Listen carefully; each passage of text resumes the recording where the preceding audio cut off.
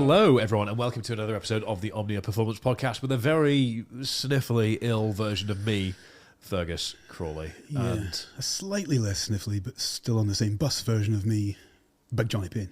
Big Jonny Payne. It's a pretty horrible bus, this. Yeah. I'm not enjoying the ride. It's a bumpy ride. Anyway, what are we talking about today? We're going to talk about, effectively, just this time of year. This period of no man's landishness and the lull that comes post-Christmas. So, how do you feel? I mean, I'm ill. I think it's part and parcel. You're iller than I am. I'm iller than you are. Yeah, it's not a competition, but I'm winning.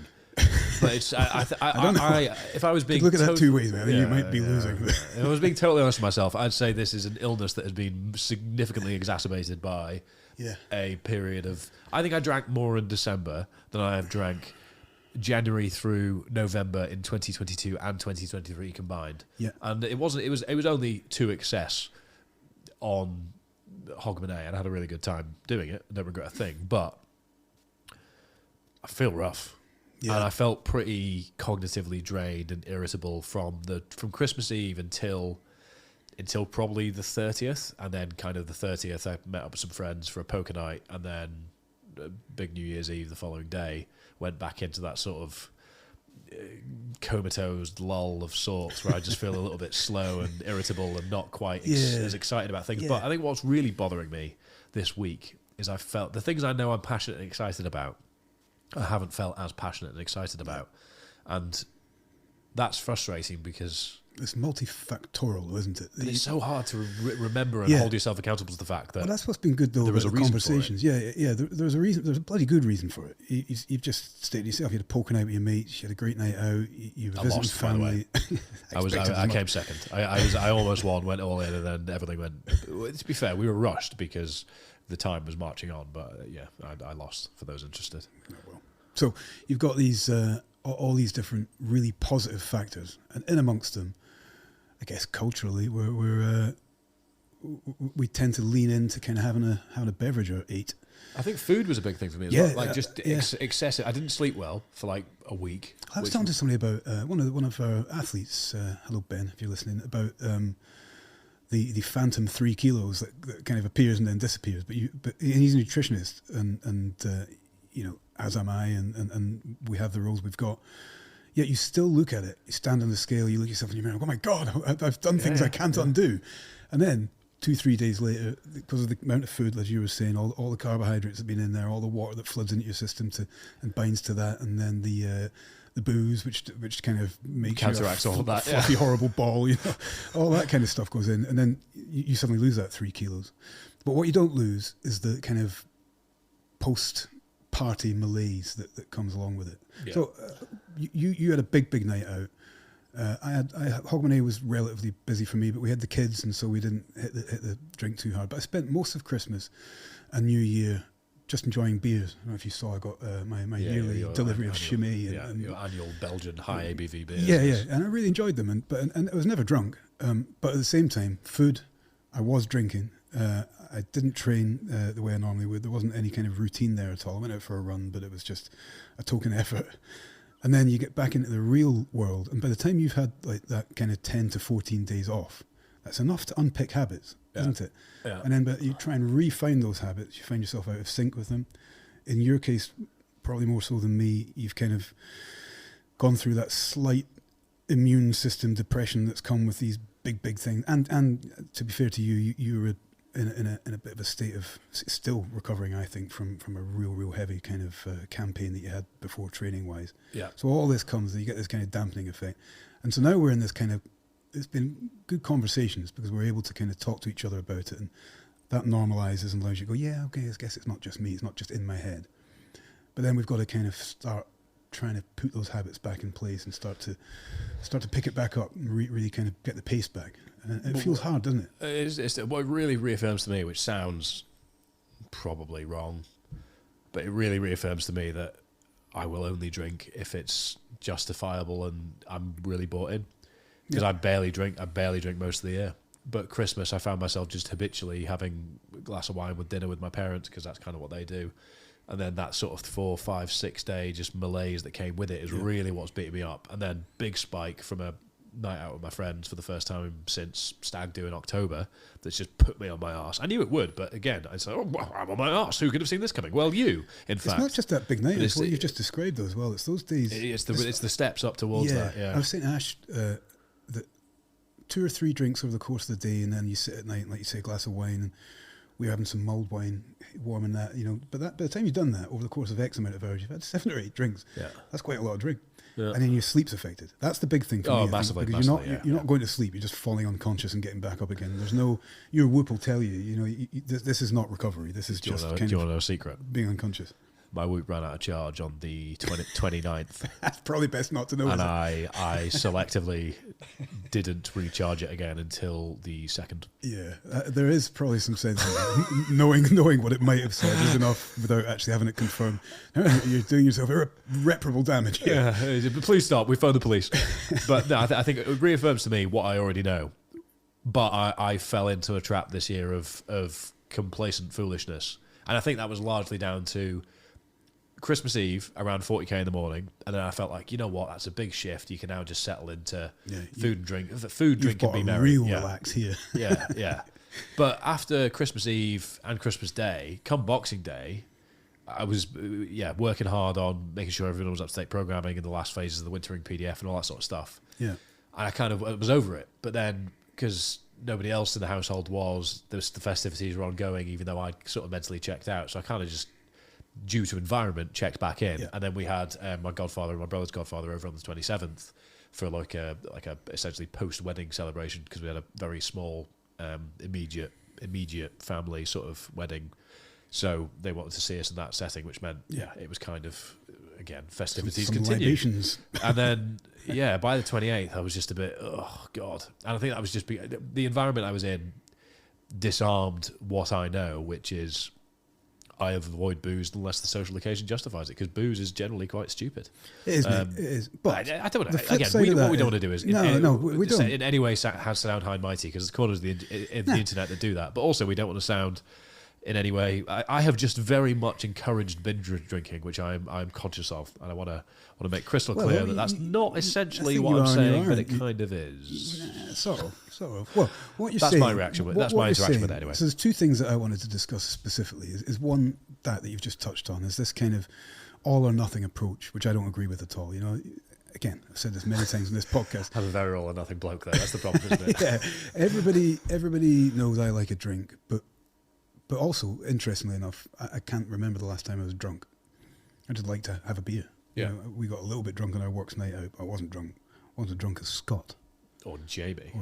Behind on the production table now, who was a pretty miserable shadow of his former self the day afterwards, wasn't he? I felt pretty sharp, actually. I did some handstand push-ups. The point being is that you can enjoy a drink without having to be drunk. And I think that's the key, isn't it? You can do. And then the flip side of that, or by the same token rather, there's nothing wrong with getting drunk. You can do these things. What you have to be able to do, though, is to separate it out and do without turning out your pockets on a podcast. I know you find yourself very much in that kind of boat where you're like, it was a stupid thing to do. And I punished myself. I never want to drink. Yeah. I'll never drink again, and all the rest of it. I think probably I've been through that particular thought process enough times to go, I will drink again, so I'm not going to even worry about it. But there's something to be said for kind of the conversations that we've had since, and allowing yourself that objectivity, because you can't be objective, especially with a kind of a lingering hangover and being a little bit ill and all the rest of it. Just saying to somebody else, God, I feel like I've bloody destroyed the first 3 days of January and I'm really on the back foot. But having somebody say, yeah, but did you have a great time? Was it great seeing your godfather? Was your poker night good? Was it, you had from what I can understand, had a blast at New Year's Eve. Would you give any of that back? Like, no. So, well, that's it. It's worth a couple of days of feeling a bit kind of scatty, and there will be people listening that have gone through this wheelhouse enough times to be like, well, this is exactly why I don't drink anymore. Yeah. That's completely reasonable, logical conclusion. But I've just found that my social, again, I don't want to, the argument that's always made is if the friends and the people that you're spending time with, you only enjoy that environment if there's alcohol in the mix, then you're not spending time with the right people, which I agree with to a certain point on it. But if you're going to a sort of high intensity, highly stimulating environment, I think, yeah, there are times that I will be perfectly content enjoying the company of the people I'm with without any desire to have a drink, because I think, well, no, that'll affect my sleep and I want to be up and out tomorrow. And then there's times it's like, right, I love more than an old-fashioned, and I'm going to realise that was an one error out. as I start slurring my words, yeah. Yeah, there's nothing I love more than 4 or 5 Guinness and watch a couple of games of football with some good friends. Yeah. But I know full well that I could still go and watch that football with those good friends and not bother the Guinness. It wouldn't matter. Yeah. So it's allowing yourself to make sure you can make those little kind of segments with your understanding of it. And if you can't, then that's a decision you have to make about whether or not that's the right lifestyle for you. But what we're keen to say is, you walk your own path, but make sure and be kind of cognizant of what that is.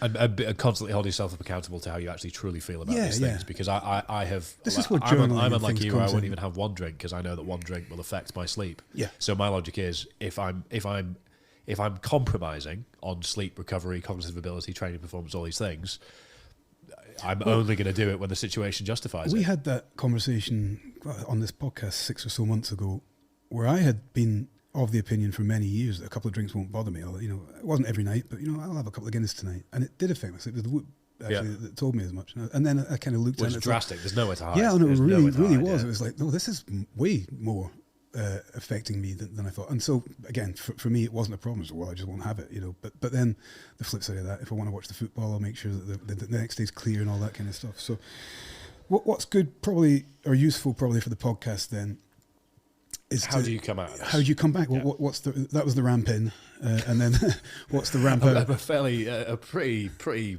well gilded magnifying glass ramp in that one, I'd say. I feel exposed. It's. But again, I'm forcing myself to think now. Like, would I do anything differently? Well, I think actually that's would. part of the ramp out. Yes, I would. I think the first thing I want to say is that I fell victim to the comfortable environment that came with the Christmas period with my friends and family at my parents' house, where I could have just said, you know what, because I hold myself accountable to the fact that I know that any alcohol at all will have enough of an effect on me, with the massive intake of food later on at night, because my parents eat later than I do. I know that set of circumstances, and I have enough information available to me to have drawn a line in the sand and determined when, rather than getting to that spontaneous decision making. And spontaneous decision making led me to a malaise where I'm then feeling a bit not 100%. And I like feeling 100% as much of the time as I can, because I'm passionate and excited about things on a day-to-day basis. So for me, just again, most of the year it's like this, but I let my guard down a bit over Christmas, and it's hold yourself accountable to what you know is good for you and try and avoid what's bad for you. And if you're going to do something that's bad for you, there should probably be a justification for it. That actually, when it stacks up against the... How far does the pendulum swing? Yeah, exactly. But I think, other than that, I'm fairly confident in my relationship with these sort of things in general throughout the year, which is I drink alcohol-free drinks and sparkling water most of the time whenever I'm out, January through December. But there'll be a stag do, a wedding, a birthday party, something like that along the way where I'll go, well, you know what? I'm going to, in fact, have this lovely Chablis. You're not coming to the football, mate. Is Chablis white? I don't even know. I don't even drink red wine. Why did Chablis come to me? Tell us, what's Chablis? Is Chablis a white wine, Jamie? Because I don't like white wine. It's definitely a grape, but I feel like it's... Anyway. Please write in on a postcard. Tell us what a Chablis is. Oh, Jamie just nudged the camera with his foot, you big spanner. We all sorted. Let that be a cue to those of you listening that at some point you should go and watch this. But yeah, I think from my point of view, that's... that from a purely lifestyle point of view, before we move on to the sort of training, performance planning, goal setting side of things, that's my personal lesson against the context of the ramp in. Yeah. I don't think mine are any different, actually. It's just allowing yourself to be kind of accountable to the lessons you probably should have or probably have already learned, and make sure you're kind of super aware of who you are and what you are and all that kind of stuff. I have a very different setup in the sense that over Christmas and New Year, because we've got the 4 kids, and again, this might come across as judgy, but I don't want to be drunk in front of the children. So we don't drink a lot. We'll have like I don't know, whatever we'll have, a couple of beers. Like I said, I had those 12 beers over the course of 10 days. Isn't a lot of booze, is it? No. So, but those beers are like 8.9%. They are, they are rocket fuel, yeah. but we, it took me hours and hours to drink one and all the rest of it. But then when the kids went to bed, then I enjoyed a few drinks, So I've got to be aware, and I'm good at it these days, that also the recovery we were talking about a minute ago, that little bit of a recovery deficit means that there's no doubt whether or not I feel like it's actually happening or not. There's no doubt I can't be as present with anybody. And when it's Christmas and the kids are around, there's no trade-off. It's not worth me ever really getting drunk, is there? So, and that just speaks to the same thing as just being kind of, make sure you're aware of what your limitations are, who you are, and all the rest of it. That's still part of the ramp in, though. Yeah, it is. So I think that training stuff. My for those, essentially, we don't know what the title of this podcast will be, but I'm guessing it'll be something along the lines of recovering from the Christmas/New Year's period. So I think in terms of doing that is, first of all, acknowledging first and foremost that you will be a little bit compromised. You'll be getting back into the swing of things with work. You'll be a little bit sleep compromised. Your social battery will be a bit drained. Your electrolyte balance will be out of whack. You might have missed a few training sessions here or there. You might be punishing yourself a little bit because you've done X, Y, Z. Whatever's going on, you might have a meeting with HR next week after the Christmas party. It could be anything. But acknowledge that is a reality that is there. So it's a case of don't then punish yourself further for feeling a bit rubbish in a training session, because you can, with all the will in the world and with all the grit and the resilience in the world, going into a heavy barbell where you're massively compromised physically and emotionally, you can't will up strength that isn't there neurologically speaking. So what you need to do is you need to roll with the punches until you're feeling solid. But it's that key detail, which is how do you go from where you are currently, feeling the way that you are, to A to B, where B is feeling solid. What is the roadmap to get there? And it isn't just flogging yourself like you normally would. There's got to be a little bit of a transition, which is if you're up at 5 every morning and you're going on a run every morning before you go to work and then you're lifting in the evening or something like that, then it might be the case that actually you get up a little bit later and then you run in the evening, you lift the following evening, you run the following evening, you lift the following evening, just to give yourself that little bit more sleep and give yourself that bit more wiggle room in the morning. Because what you might do, you might wake up at 5, you might snooze your alarm, you might then miss your run, you might then hate yourself, you might be a little bit groggy because you snooze your alarm, and whenever we snooze our alarm, we're a bit like, oh, this is terrible, I want to stay in bed. And then you might try and do 2 training sessions in the evening, get home late for dinner, and it's just this compounding effect. So you need to accept where you are currently and map out what will ultimately be a short term. What are the habits that have been compromised on in the downtime period? What are the steps to realign yourself with that routine day to day? And it doesn't need to be cold turkey, A to Z overnight.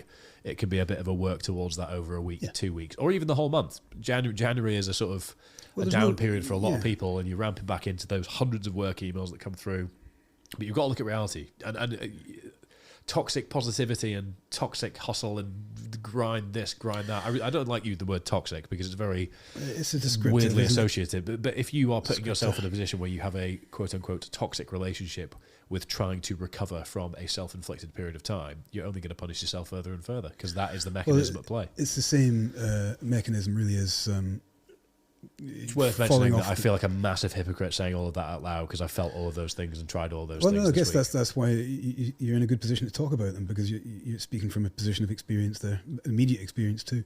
But it's very similar to the nutrition conundrum, or the hole that loads and loads of people fall in, where they might be on a relatively regime-driven diet, fall off a little bit, and then think, oh, forget it, I'm just going to eat all the cookies and have 6 pizzas, and I might as well drink this entire bottle of Coke. I then had one bit of bread. Now I live off Papa John's. Forget it, I'm just mainlining pasta. So, and that is what happens, and it's the same with this. Is okay, right? Well, the flip to what you've done there is to smash every workout, make sure, and I will prove to myself that I am a dedicated individual and all this kind of thing, and it's counterproductive, because you then can't recover from that, because you're probably in a state of a little bit, your recovery is still a little bit compromised. I'm saying we could use you as an example here. There's kind of this, you've said it yourself, so I hope it's fair. How dare you? The sort of self-flagellation, that little bit of judgment where you kind of punish yourself a little bit, that's happening. And therefore that's the worst time to sort of throw in even more. Well, I will prove I still got a 240 kilo squat. No, I've broken my spine. Oh my God, I can't believe I've just shat my spine out. So you've got to take these things much, much simpler. And proof is in the pudding. We came in here yesterday, you did a lower body session, dropped back to what, 75? Not even that, 70% max, of your max for doubles and singles. I did, I think, probably only about 65% of the usual volume for an upper body session. and some lazy push-ups. It was enough. I can feel it. It was enough to work through. I didn't damage myself, and I know that the next time I come in, I'll be that little bit more engaged physically and mentally, because I kind of broke the seal on it without actually going in. If I'd gone in and tried to do what I'd done 2 weeks ago, I would be sitting here in a very bad state at the moment. And then the next session's compromised. So, yeah, be kind to yourself. It's as simple as that, isn't it?